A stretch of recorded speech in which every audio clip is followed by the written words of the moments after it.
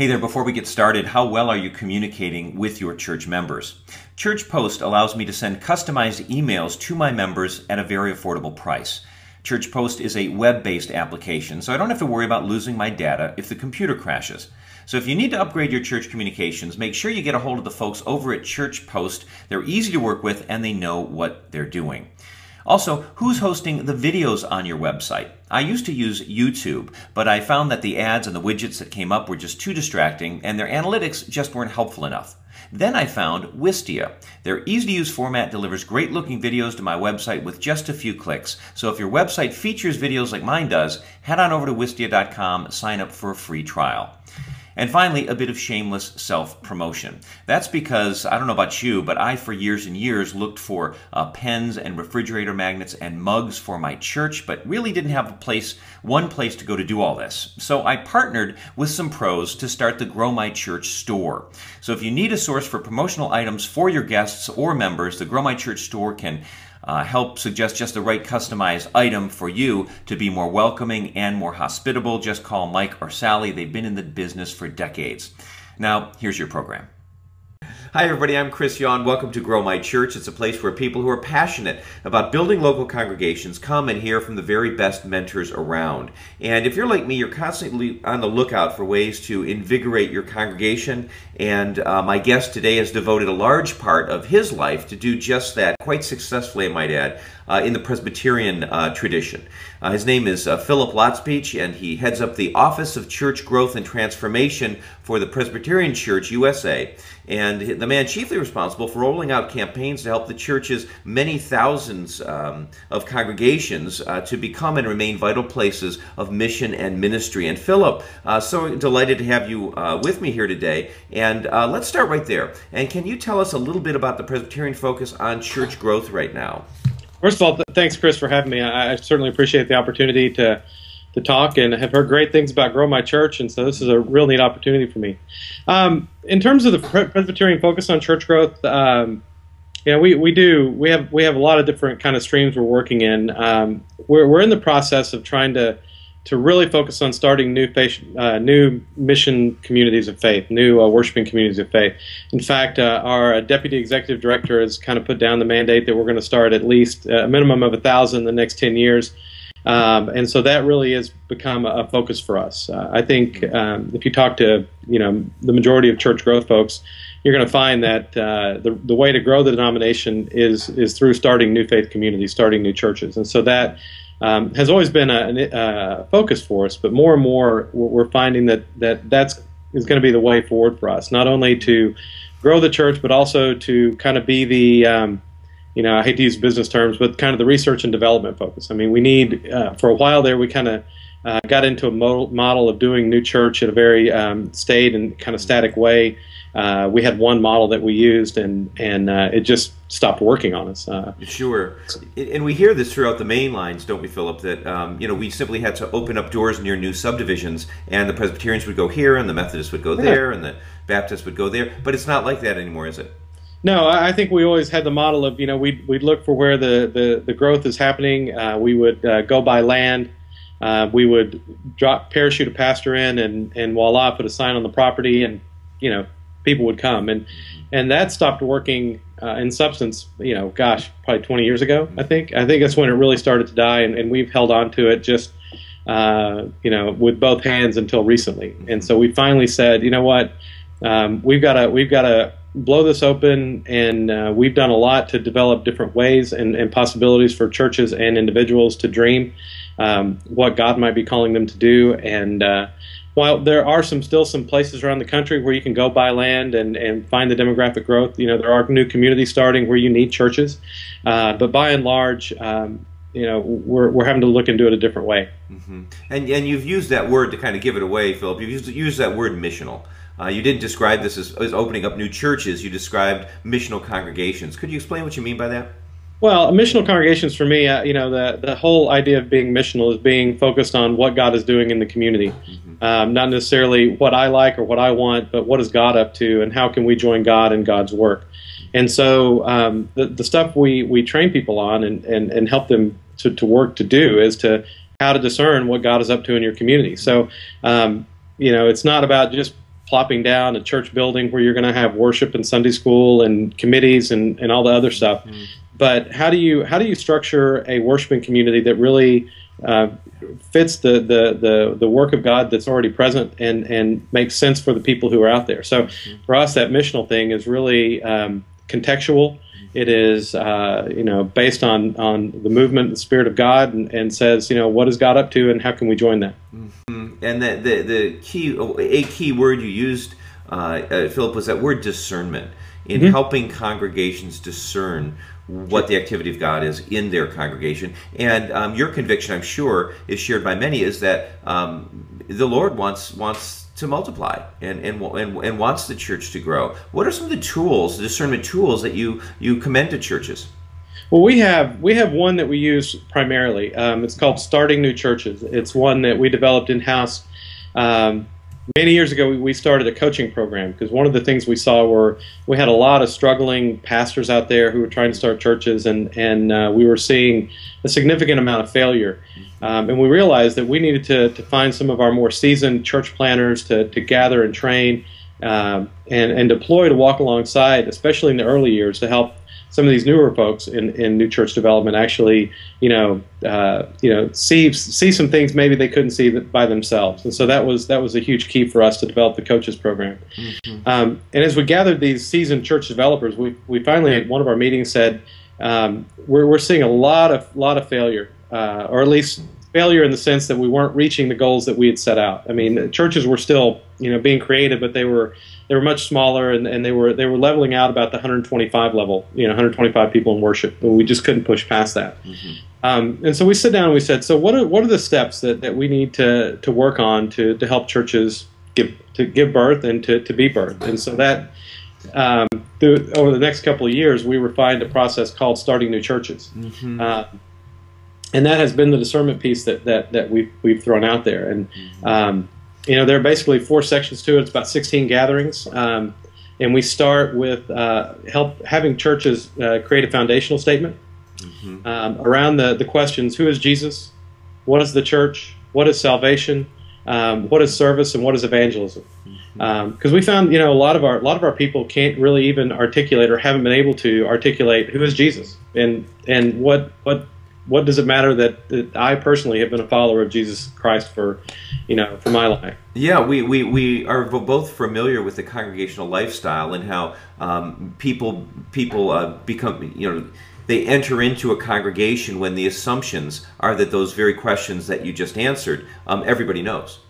And there are assumptions, and especially when you start a new church. The new churches have a tendency to reach people who are less connected to church. They're either completely unchurched, or they're de-churched, or whatever that may be. So they come in with a lot of different expectations about what that is. And if the church itself, those core folks, aren't clear about who is this Jesus that we're sharing, and what does it mean to be church? We had one guy say in one of these groups, church has to be it's a building, a pastor, and a steeple, and that's church. And you're like, Is it really? Is that what we're about? And so you have a lot of these undercurrents of themes and definitions that if you're not really overt about, it can really cause you problems down the road. And that's where we see a lot of the stunting of growth happening. And to help folks like that gentleman just mentioned, really parse out what that means. Yeah. What's it mean to have a building, to be a particular place in a particular community, and et cetera? Because I'm a pastor, and I have found that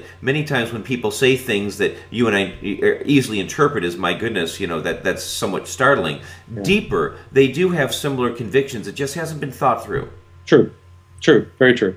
And so starting new churches, this is pretty interesting. You've given us there's 16 meetings, 4 sections. You've talked about the first one, which is creating foundational statements. What are the other 3? Well, the next one goes into the vision statement. So who are we called to reach and why? And that's where we really have them begin to focus on their community. Who is God placed on our hearts? Who is God's heart breaking for that our heart is breaking for as well? And we take them through a series. We have them use demographic work. Obviously, we partner with Mission Insight, which is a really powerful demographic group website system that is out there. And for those people out there looking for a demographic source, Mission Insight is for us the best. Mission Insight. I know there's Precept. I think that's what we use. Percept was Percept, rather. There are a couple of companies. Percept was historically the one that kind of got started, but the same people that started Percept now have started Mission Insight. Okay.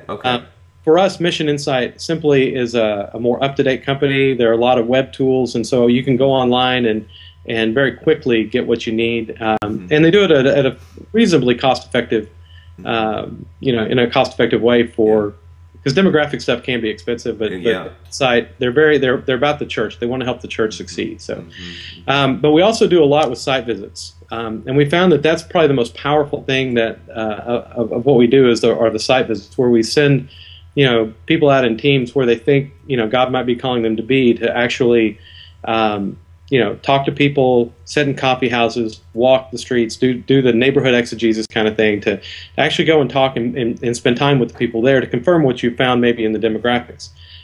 For too long, we kind of looked at the demographics and we saw large groups of people and we said, well, let's go start a church there. And we never went and talked to them. And when we do this in our training sessions, people are very nervous. You can see them kind of getting tense. You can see them, because they haven't really, in most of their ministry, haven't just been sent out to the street to go talk to people.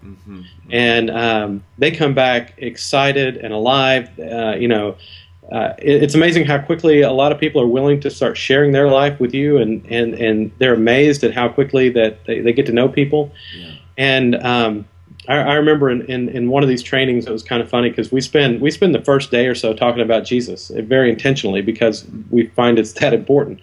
And it's his church. Yeah, and so we exactly.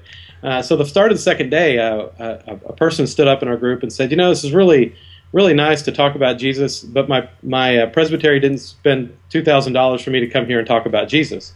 How are we going to start the church? And it was hard for us to tell her, look, just trust us and we'll get there. But once we sent them out to the field site and they did the study, they came back with all these ideas. If these are the people here, here's how we would worship. Here's how we could begin to do some community outreach. And it was the interaction of actually being on the ground and talking to people, seeing the atmosphere, seeing the community, that really began to move into the third part, which is the mission plan. How are we going to do what we need to do to reach the people we feel God has put on our hearts? Okay.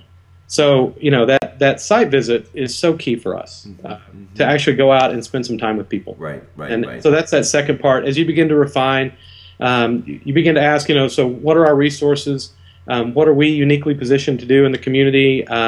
Is there anybody else already doing it? Do we need to do it ourselves? Do we need to join in somebody else doing it? And so those are some of the questions in that second section to begin to refine who and why, who we're called to reach and why. Right. And then that moves into the third section, which is the mission plan.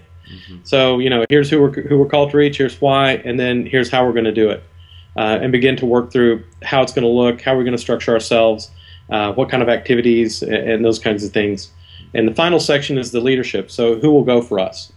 Do we need to call a full-time pastor? Do we need, do we need a team? Do we need just elders and CLPs?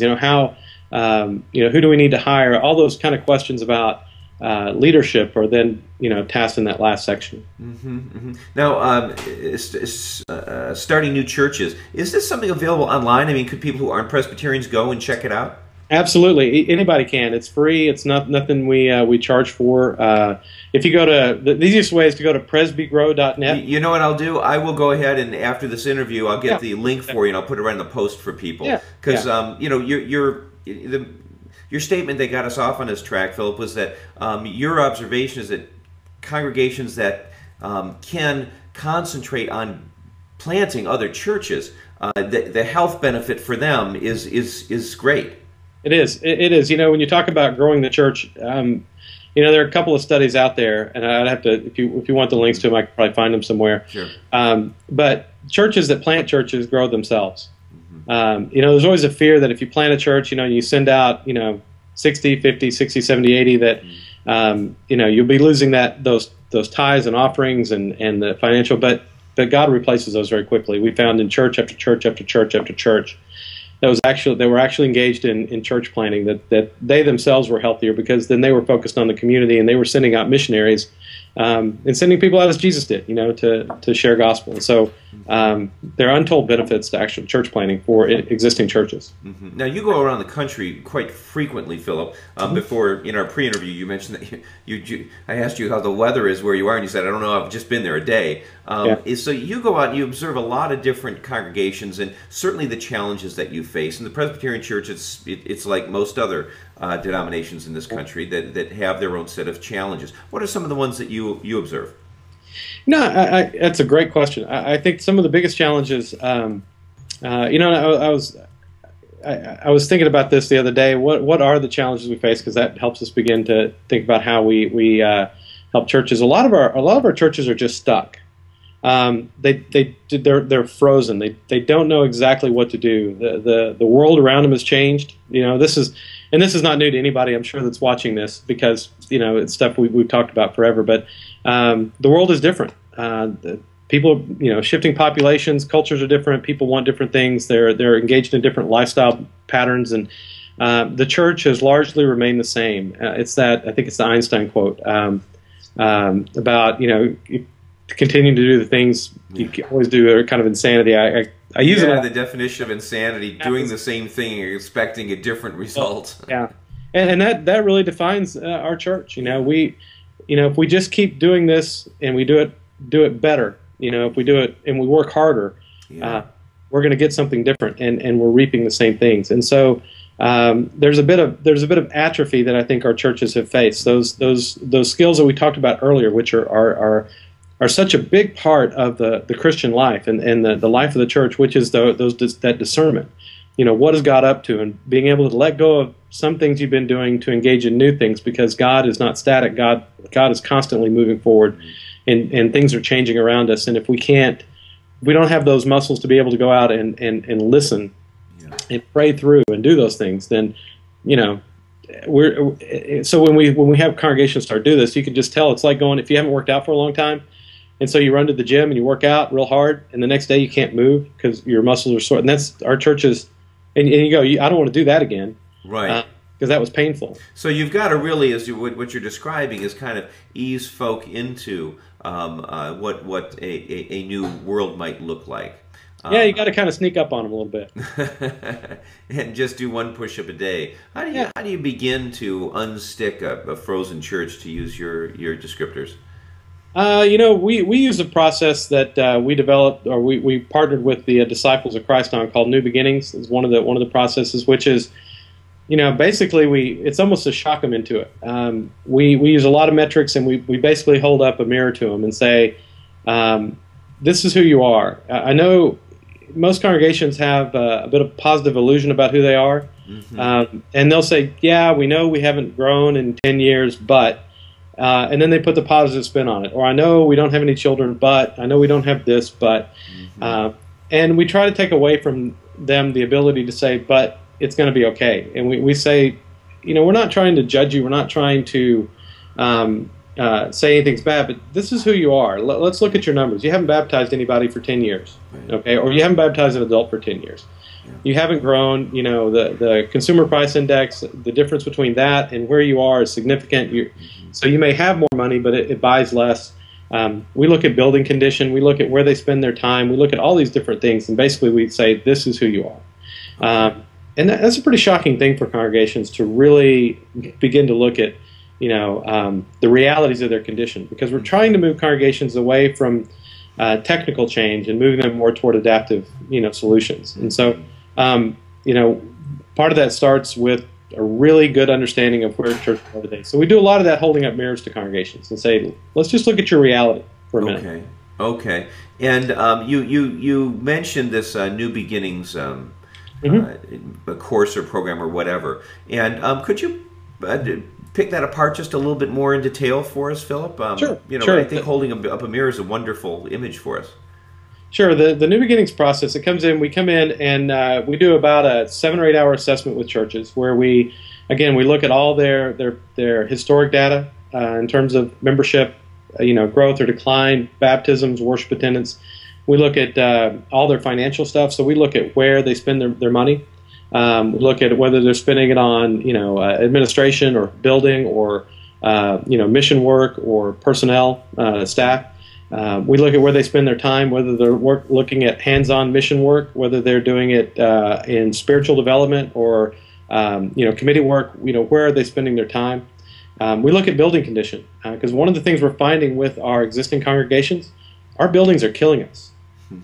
They're literally just dragging us down into the depth. And along with that, the strong ties that many of the largest supporters of the congregation have to that particular piece of property. Yeah. Oh, I mean, people love the buildings. I mean, and it's hard for them to really grasp this. They love the building, and they spend all their time, or a significant amount of time, keeping it up and painting it. And if they have extra money, they'll do this and that to it. Yet, they have a sanctuary that seats 300 to 500, and they've got 30 people in it. Or 50 people, which itself is a barrier to growth. I mean, because if I walk into a worship space that's less than 40% full, there's no place, there's no anonymity at all. So you walk in, and that's one of the things we tell people. When we look, that's one of the metrics we look at and say, there's a good chance that your sanctuary is uncomfortably empty here. That people, they're just too spread out, and there's no cohesion, there's no community, and so. A lot of these congregations, 30 or 40 people, active, engaged, is not a bad size, but it's really more of a house church almost, or a small missional community. And if they're having to maintain a building that was meant for 10 times or 15 times the number of people there, that's a lot of work for 40 people. And in our system, those 40 people are probably going to be an average age of about 60. So you're talking about a real burden that our churches have to carry, and that takes away time from being in the community, reaching out to people, and sharing faith and hope and love and all those things because they're focused on the building. So, and that's one of the main parts of this, is to really give them, help congregations to see that. And the other thing that the process does, when we approach the assessment, we approach it as a visitor to the church. So we're looking at aesthetics. We're looking at, can I find the entrance? We're looking at, would I leave my child in this nursery? We're looking at smells. I mean, there are some congregations you walk into and you're like, whoo, it's very musty, very, and those are things, if that's, your home, your church home, you kind of gloss over that after a while. Yeah, no, there are these things that we, that we're used to, and we can't really notice anymore. No. So the New Beginnings begins with, as you say, the 7 to 8 hour assessment, if you will, where you look at all these things. What's next? Well, we write the report, and then we bring their leadership together. Probably either about 7 to 10% of their leadership, or 7 or 10 probably for most. And we do about a day and a half of leadership training where we go over some of the major shifts that are happening. We talk a lot about moving from a disciple-making, from a membership model church to a disciple-making church. We talk about some of the shifts in culture. We talk about moving from church growth to community transformation. We talk about all sorts of things with them to try to help them begin to see what kind of leadership is needed from them, and to orient them to a new way of being. We also go through the report and talk about how the metrics and the things that we're giving to them in the report will be helpful discussion points for them, because the third step after the leadership retreat is that they're supposed to have at least at least 50% of their worshiping congregation involved in small group meetings for about 6 weeks, where they wrestle with the report, because the New Beginnings process is really designed to help them make some big decision. They've got to do something. A lot of these congregations, as I said, they're atrophied, they're stuck, and they're just living the same day after day after day. And they just need to make a decision. They need to make a decision to change and move in a new missional direction. They need to make decisions to close sometimes. We've had some congregations say this has helped us come to terms with the fact that our mission is done here in the community, and it's time to leave a legacy for a next generation. We've had some churches close and then restart in new ways. We've had some churches do a parallel start where they realize it's time for them to close, but they're not quite ready yet, and they want to start something new in the community. So as the one congregation dies, they're starting a new congregation to take its place. And so but it brings the whole congregation on board so they can begin to have these conversations. Because too often our sessions go away and we wait for the white smoke to come up to say we have a new vision statement. We have a new way of doing things. And so this says everybody's important, everybody's involved, and we need everybody's voice in this to make it happen. So, and then the final thing is they make a decision. The process is designed to say we're going to do something. We're not just going to sit back. And even if they decide to do nothing, which some congregations do, they come to the end of this and they say this is all great, but we've decided we're just not going to do anything. Mm-hmm. That's a much more informed we're not going to do anything than just the default we're not going to do anything. And then the judicatories, the middle governing bodies and councils around them can deal with them differently because now they know they're not going to do anything, so they don't have to pour resources to maintain and to keep them up, and they can deal with them differently. So Right. You bring up so many interesting points here. Let me back up a little bit. So New Beginnings, does that involve you when you say we send a team out? Does this cost the congregation something for them to do?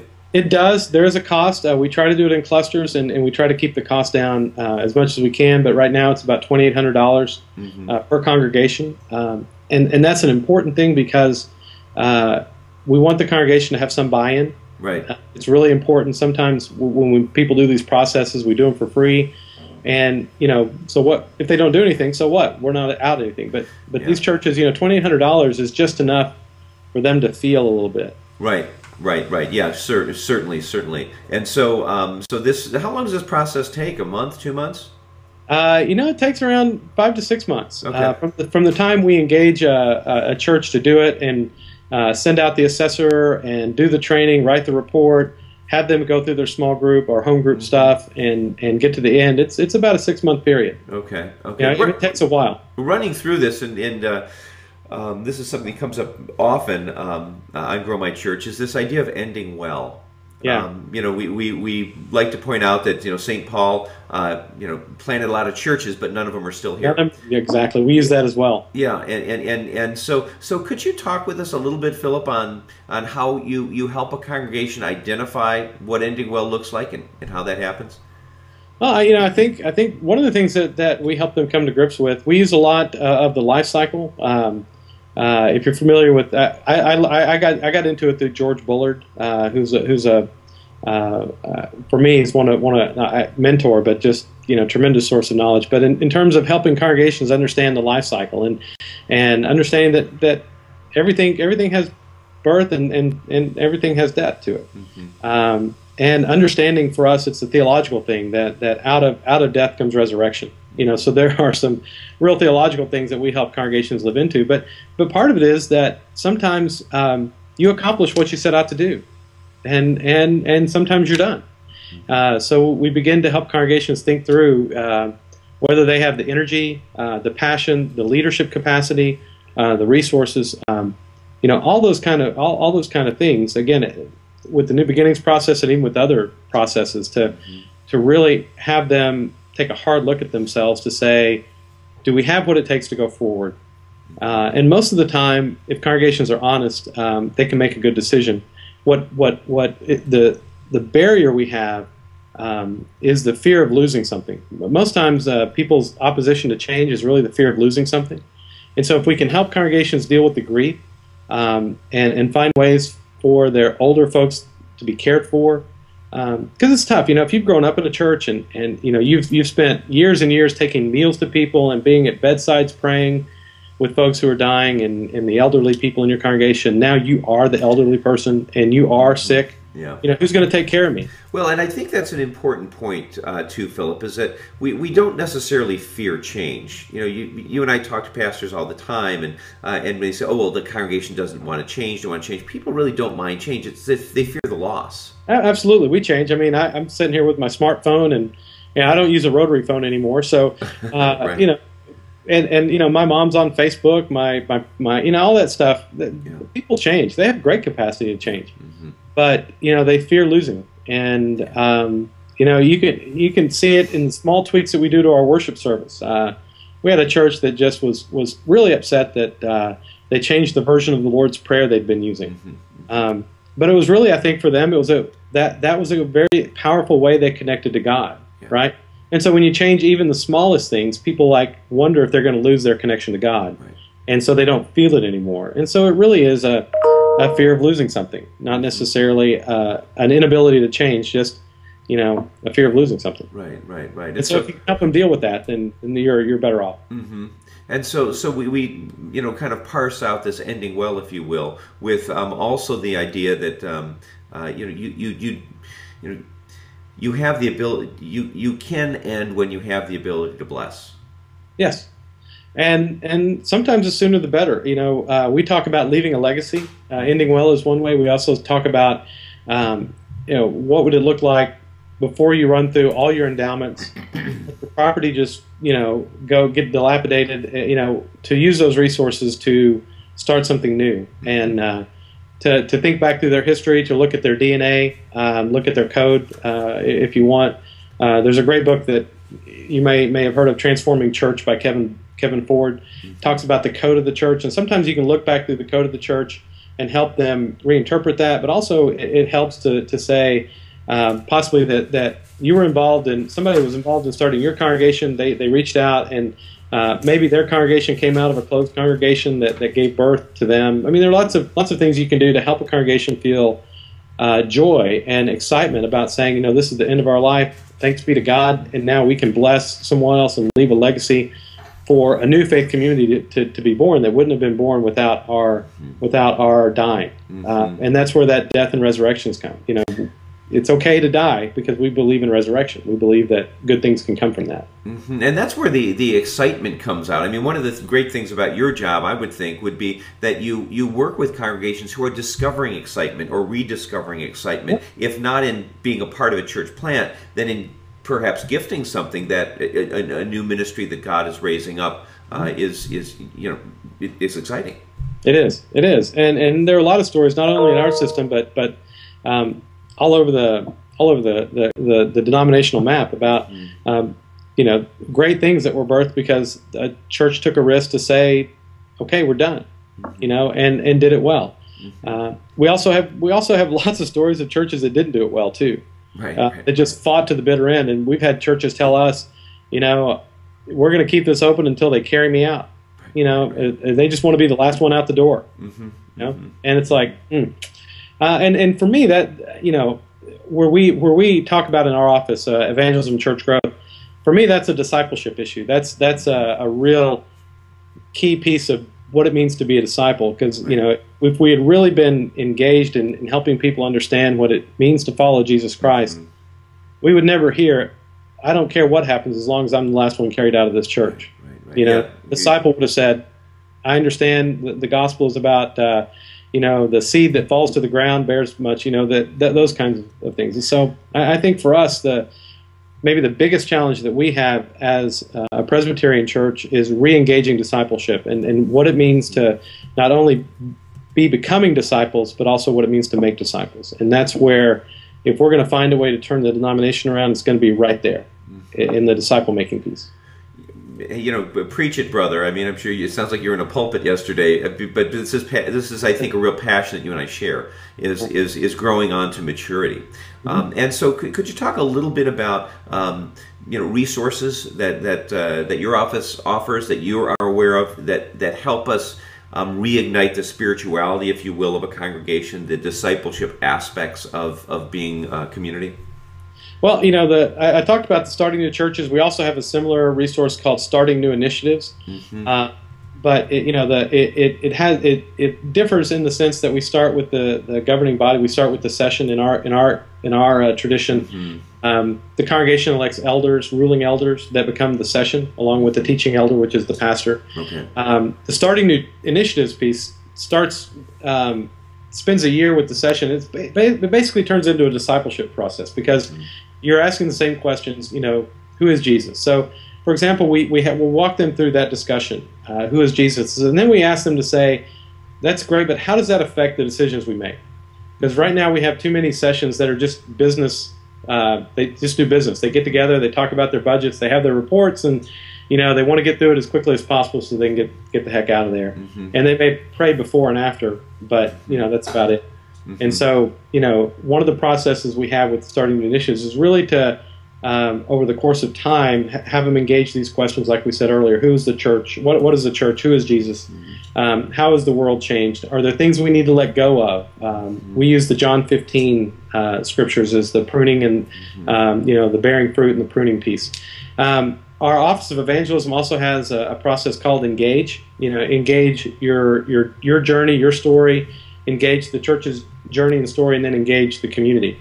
So it kind of moves, from you to the community. But what does it mean to really be able to articulate your story of faith, the church's story of faith, and then to engage the community around? And those are really, for us, the discipleship pieces. We can get people in a room talking about Jesus, and how that affects who we are and what we do and how we live it out. Those are key moments for us, because it doesn't happen very often. Well, it's been said that a church cannot grow unless the spirituality of the church can't grow unless each individual, their own spirituality grows. No, go ahead. Sorry. No. You go ahead and comment. Oh, no. I was just, I was going to agree, because I think it's, we have too many people, and again, I sound negative, and I don't mean to. Right. But when we're talking about the challenges, when we ask that question, who is Jesus, and we see people struggle with it, and when they do answer, they're typically in very churchy terms. So it's Jesus is my Lord, Jesus is my Savior, those kinds of things. He's my shepherd, and those are perfectly good answers. They're not bad answers, right? But they don't really tell me how you've been changed. Right. And a lot of people then, when you take them to that next level, you get that kind of glassy stare, and they're not sure how to answer. And that's a problem if we can't articulate how Jesus has changed my life. Right. Who's going to want to listen to us? Right. I mean, if we're going to talk about Jesus to other people and invite them into a community of faith, a place where I haven't even been changed, then why would they want to join us? And so that's kind of an aha moment for churches when you start putting it that way. They're like, oh, you mean so I have to actually tell people how I've been different, or how I've been changed, and how my life would be different if it weren't for Jesus Christ. And it's that personal transformation that spurs on, church-wide transformation that changes the community and transforms the community. So, yeah, I agree. And so, with starting new initiatives, you're kind of trying to engage a church leadership board, if you will, in their own personal spiritual lives, so that they are, able to articulate that, and that of course will have great ramifications on the decisions they make in governing the church. We hope so, because our elders are the spiritual leaders of the church, and they are the ones that are generally tasked with the missional questions, things we talked about earlier. What is God calling the congregation to do and be? We are all, I think, as the church, the one kind of central purpose that we all have is to make disciples. It's that Great Commission. And I just spoke at a Presbyterian this week, and that was what we talked about. Everybody, all churches own that, right? To go and make disciples. But beyond that, the Pauline kind of, we are the body of Christ. Everybody has their own unique way and own unique thing that they bring to the community, who they are, and their own kind of unique mission. So if you don't have a group of elders or leaders who are tasked with discerning and praying and listening to what the unique call of the church is, then who else is going to do it? Yeah. Well, it was so often we look for the members of our board as a nonprofit might, which is that we might look for somebody in finance or in law or in human resources, and we perhaps lose sight of the fact that, well, this is the government does call us a business, but God asks us to call the most spiritually connected people to be our elders. Absolutely. I think we do slot filling sometimes. So we're looking for people to fill a slot. Because you don't have to have your financial and your business people working on the session as the elders. I mean, you can have them do that aside, but sometimes we get people on and we don't necessarily assess their spiritual maturity. We even put people on sessions because we want to get them more involved in church. I don't know if you've ever seen that in your world, where we're like, Bob's not very involved in church. Let's make him an elder, so at least he'll have to come to the meetings and he'll be more engaged. And it's like, oh my God, we've not done that well, and that's going to have to be a huge shift for our existing churches to be able to make. Well, we disengage the spiritual task from the secular task, don't we? Yeah. We've really become boards. governing boards, and I don't think that's necessarily what the intention was initially. They're supposed to be our spiritual discerners. They're the ones that are, steering the boat, so to speak. And you got to be looking out for icebergs. You got to be looking for opportunities and best paths. And if you don't have somebody navigating that, you get lost. And I think that's what's happened to our church. We've essentially gotten lost, and we have to kind of navigate our way out of it now. And it's only going to come through prayer, through study, through deepening our own personal transformation and becoming disciples ourselves once again. And we've used the phrase too, falling in love with Jesus once again, and letting that be our first love, rather than other things that have taken its place. And so starting new initiatives is one. Another you mentioned was an Engage program. It's called Engage. It's relatively new. All our stuff's relatively new within the last 2 or 3 years. But our Office of Evangelism has put this out, and it's called Engage. Engage your story, engage your church, engage your community. I'm not sure I'm saying that right, but again, those are links that you can include, and we'll get those for you as well. Yeah. And the idea though is a spiritual transformation for to start at the top. Start at the top, but again, all of these processes, start with the people of position or within the church, or the people of passion. Where are your passionate leaders, and invest in those folks, because I know that and some of the business leaders we've read and talked to, they we always try to focus on the 80% that's not involved, how we get them more involved, assuming that they're going to push up the other 20, and that just doesn't happen. And so we've taken the task of saying, let's invest in the 20 that are really passionate and excited, and hopefully they'll lift the others up as they move up and they're lifted up in their own discipleship and spirituality. The others will naturally come up as well. Okay. Well, as you've outlined for us the big challenges that you see, churches that are stuck, churches that need to rediscover discipleship, if you will. Talk a little bit about the church leaders. Seminary education, I'm sure the Presbyterian tradition has changed quite a bit in the last generation. As you've used these words missional, as you've described a church, if there's anybody watching who's thinking about going to seminary, we hope that this encourages them and doesn't discourage them. No. It's funny. I'm not sure our education has changed a significant amount in the last few decades. Obviously technology has changed a lot of what we do, and that's been a huge ramp up. It was interesting. I had a conversation with Michael Jenkins, who's the president of Louisville Presbyterian Theological Seminary, LPTS, here in Louisville. And he just a very engaging, one of our most engaging presidents, and gets the discipleship piece, and he understands evangelism. And he was saying that one of his pastors recently had said that they need to resist relevancy, which I thought was kind of interesting. But what he said is we need to help our students go deep theologically, really understand the theological underpinnings and foundations of who we are and what we believe, in a way that they can then begin to apply those to the world that they live in. He said, a lot of the folks that grew up in the 70s, when relevancy was really kind of hitting, and the things that were relevant in the 70s and 80s aren't relevant now.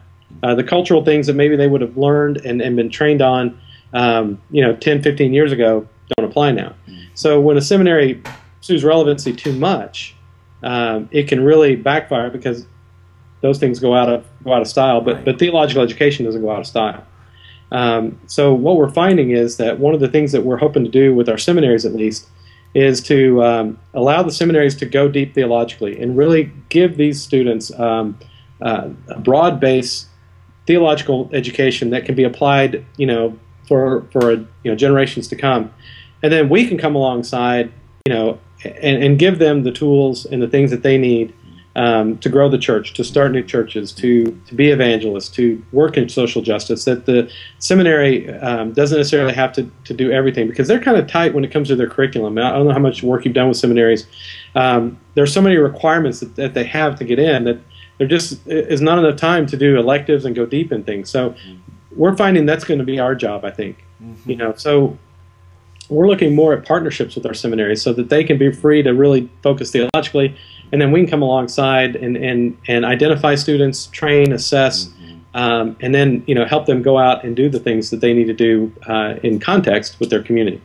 Well, sure. I mean, I couldn't agree more. When you and I go to church, and when people are investing an hour a week or whatever it is in going to church, they do want to hear something of substance, and Yes. And they do want to hear the result of some seminary rigor that comes to fruition in the parish setting. I mean, at the same time, there are new understandings of what it means to be a leader, of how congregations are led, of the missional nature of what we do, of, as you brought up, the social justice aspect of of what it means to be a Christian leader. And so describe for me a little bit more about what partnerships look like on this level. I think for us, partnerships are what we do with the partnership would be that we are coming alongside, and those missional things. There's a difference between, for me at least, understanding what the missional church is. I've had an opportunity to go to some of the missional church trainings, and it's very heady stuff. I mean, it's very deep stuff, and there's a gap between learning the theory and understanding and describing missional, and being able to go do it. And so you have the theory and then practice. So how do you make that leap across that chasm between understanding it and actually doing it? And see, so the partnership for us is, I'm not necessarily interested in coming in and teaching the theory. I think the seminary can do that. My goal is to how do we identify the leaders? I mean, because not everybody is gifted to start a new church. Right. I mean, not everybody is gifted to redevelop a church. Not everybody is gifted to do youth ministry or older adult ministry, or whatever the thing might be. So how do we assess and identify those students and figure out where they're uniquely gifted to go do that? I think that's the task of leadership. Good leaders understand what their skills and gifts and where they're strong, where their strong gifts are, and then help them to execute. So we're talking about the practical things, the praxis piece. How do we come in and help them develop good missional practices? How do we help them, learn what it means to do a prayer walk, to go on prayer walking in their community, to do neighborhood exegesis? We sharpen their discernment skills. So we take them on. We'll take them on the site visits. We'll walk around. For us, one of the main drags in town, and just say, so what are you seeing? And begin to train those skills that maybe they haven't used before. It is really trying to make that jump. That partnership is, we're there to help them make that jump between theory to practice. And so, because everything we do, I think, has a good theory under it. But it's really built on, okay, now what do you do with it? Because that's the question we get from congregations most. So, how do I do this? And that's what we've got to help congregations do. We've got to make it fairly simple, because again, their muscles are atrophied, so you don't load them up with it all at one time. And you have to kind of ease them into it. What are the top 3 attributes of an effective church leader that you see in your travels? The most effective ones, I think, first and foremost, they have to be a people of prayer and Scripture. I mean, it sounds very trite to say that. It sounds like, okay, that's the easy answer, but it's not. When you're consumed with the tyranny of the urgent as a pastor, right, and you've got people calling you all the time, and everybody's tugging at your time, and they want everything that you've got, to carve out time to pray and to discern and to read Scripture, not just for preaching, because that's a different task than to read that I could be transformed. So that personal transformation, is a pastor engaged in being personally transformed by the power of Jesus Christ constantly? Yeah. I think the ones that are really successful are grounded in that. Lyle Schaller once said that the most effective way to grow your congregation, if you will, is for the pastor to pray more. Hey, amen. I mean, if the pastor's not growing, I don't think the leaders are then growing, because if the pastor is the leader of the leaders, then if the leaders aren't growing, the congregation is not growing. So it's kind of a trickle-down effect, if you will. I think the second thing is the successful leaders, pastors, elders, are those who are spending fewer hours within the church walls. We look at, for a healthy missional church, about 25% of the pastor's time is spent dealing with issues of the congregation, and about 75% in the community. And I think, some variation of that. If you're spending all your time in the church walls, if you're spending all your time dealing with your members, then really you're a membership-centered church, and the church is all about your members. And pastors who are out in the community a significant amount are the ones that tend to be growing as opposed to the other ones. The third one, I think, is pastors who have realized that they shouldn't go alone to do things, that they should always bring somebody with them. The idea that Jesus sent out missionaries in pairs, he never sent out anybody alone, right? So, when a pastor goes to a hospital visit, or if a pastor goes to, walk the streets or visit a community or whatever, they need to learn to invite leaders along for their growth. So that mentoring piece, and say, I've got to go do this visit. I want you to come along with me. And so they're constantly thinking about how they can equip, how they can train, and how they can mentor their leaders to be more missional and to move out beyond the walls. And so I think those three, just right off the top of my head, are the ones I would think about. Oh, there you are. You popped away for a minute. Okay. Yeah. The screen went black for a second. I got a little scared. Okay. Yeah. Video technology. What's interesting is probably in 5 years we'll be able to do this interview with both of us holding up maybe a lipstick camera or something. I know. I wanted to get back to that third thing that you mentioned, because developing leaders and bringing on the next generation is so important to the endeavor. And in a profession that tends to attract introverts, bringing people along with you and giving them that mentor experience isn't always easy. It's not. Because I'm personally, I'm one who likes. It's easier to do it by myself than it is to really go get. It takes more energy, and that's the thing. It takes more energy to do, and it's much harder. But it's really one of those things that is very critical.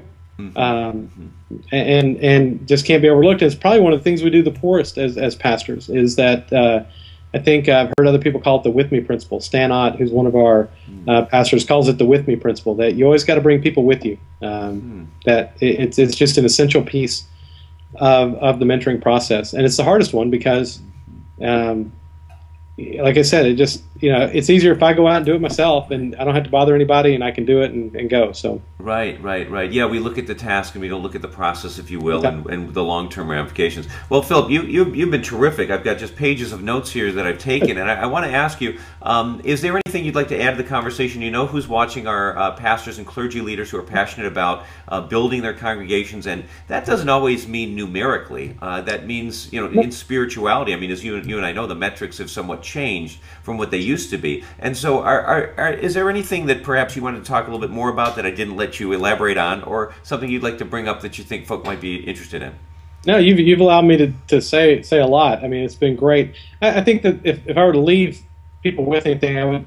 One of the things that I find that our pastors and churches need to do is persevere, and they need to it's a lot of our churches are looking for the quick fix. They're looking for something that they can do in a week or two or a month. And growing your church and transforming your church just takes time. It's going to take time, and it's going to take persistence. And it's going to take perseverance.